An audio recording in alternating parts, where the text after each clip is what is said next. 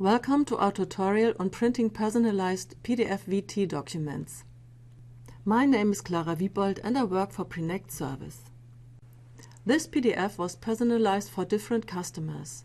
A data record with 8 pages was created for each customer. We will now show you how to print this document. Load the PDF VT document to a job.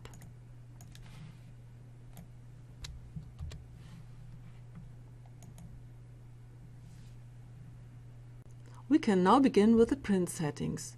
Go to the Digital Printing step to do this. The document in this example is produced frequently. That's why the output settings were saved to a page print sequence already during the first production. We now load this page print sequence to a job.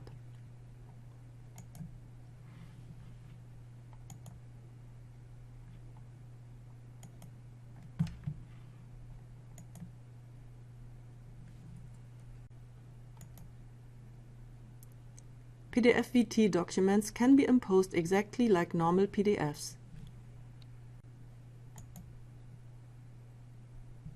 When you click a data record, the related preview displays.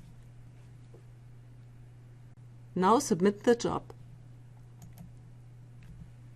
This is where you enter the data records you wish to print.